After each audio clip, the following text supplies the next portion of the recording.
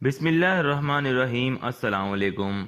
दोस्तों, ये तो सभी जानते हैं कि अंग्रेज़ों ने ताजरों के भेस में हिंदुस्तान में कदम रखा और फिर अपनी चालबाजियों, गद्दारों और डिवाइड एंड रूल यानी तकसीम करो और हुकूमत करो की पॉलिसी पर अमल करते हुए पूरे हिंदुस्तान पर कब्जा कर लिया। लेकिन बहुत कम लोग जानते हैं कि नवाब सिराजुद्दौला और टीपू सुल्तान पर फतह हासिल करने से पहले ईस्ट इंडिया कंपनी ने औरंगजेब आलमगीर से भी जंग लड़ने की कोशिश की थी।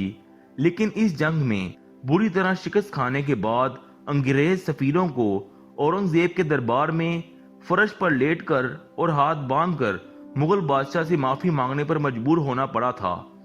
दोस्तों, तारीख में औरंगजेब और अंग्रेजों के दरमियान हुई इस जंग को बैटल ऑफ चाइल्ड के नाम से जाना जाता है, जो 1686 ईस्वी में लड़ी गई। इस जंग का पस मंजर कुछ यूं है कि अंग्रेजों ने ईस्ट इंडिया कंपनी के क़याम के बाद हिंदुस्तान के मुख्तलिफ इलाकों में कोठरियां कायम करके तजारत शुरू कर दी। इसी दौरान उन्होंने मुगल हकाम से तजारत के लिए खुसूसी मराहत हासिल कर ली, जिसकी वजह से अंग्रेजों के तजारती सामान पर टैक्स आयद नहीं किया जाता था। इस जमाने में पुर्तगाल और फ्रांसीसियों ने भी मुगल हकाम से दरख्वास्त करके अपने लिए भी वैसी तजारती हुकूक हासिल कर लिए जो ईस्ट इंडिया कंपनी को हासिल थे। जब इसकी खबर ईस्ट इंडिया कंपनी के सरबराह जोसियाह चाइल्ड तक पहुंची तो इसको अपना तजारती मुनाफा डूबता नजर आया और इस मौके पर इसने हिंदुस्तान में मुकीम ईस्ट इंडिया के हकाम को मुगल बहरी जहाजों का खलीज बंगाल और बहीरा अरब में रास्ता काटने और इन्हें लूटने का हुक्म दिया। तारीखदान जोसियाह चाइल्ड के हुक्म को बड़ी हमाकत करार देते हैं, क्योंकि वो महज चंद सौ सिपाहियों की मदद से दुनिया की सबसे ताकतवर और मालदार सल्तनत के खिलाफ जंग छेड़ चुका था। इस जमाने में हिंदुस्तान पर औरंगजेब आलमगीर की हुकूमत थी। दोस्तों, औरंगजेब के हवाले से मैं बताना चाहूंगा, कुछ मोतसब और अंग्रेजों के गुलाम तारीखदान औरंगजेब के किरदार को जितना मर्जी झूठे प्रोपेगंडे करके बदनाम करें, लेकिन तारीख बताती है कि वो एक बहादुर, रहमदिल और इंसाफ पसंद बादशाह था, और इस बात को इत्तेदाल पसंद अंग्रेज तारीखदान भी मानते हैं। तारीख के मुताबिक औरंगजेब के दौर में हिंदुस्तान में दुनिया के जीडीपी का 1/4 हिस्सा पैदा होता था। माशी तौर पर हिंदुस्तान की वही पोजीशन थी जो आज अमेरिका की है।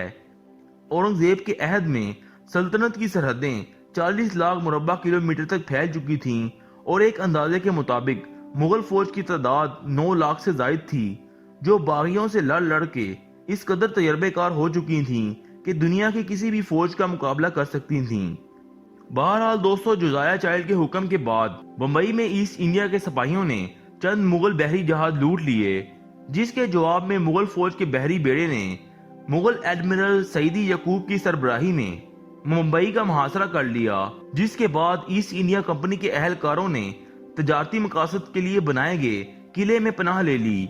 एडमिरल सईदी चाहते तो आसानी से किले पर कब्जा कर सकते थे, लेकिन उन्होंने किले का घेराव करके दूर ही से इस पर गोलाबारी जारी रखी।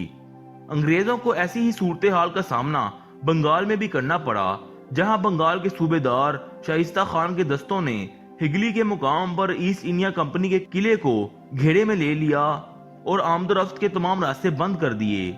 अंग्रेजों को मौत अपने सर पर खड़ी नजर आई तो उन्होंने अपने 2 सफीर औरंगजेब के दरबार में भिजवा दिए ताकि शिकस्त की शराइत तय की जा सके। ये सफीर धक्के खाते बिला आखिर 1690 ईस्वी को ताकतवर मुगल बादशाह औरंगजेब आलमगीर के दरबार में रसाई हासिल करने में कामयाब हो गए।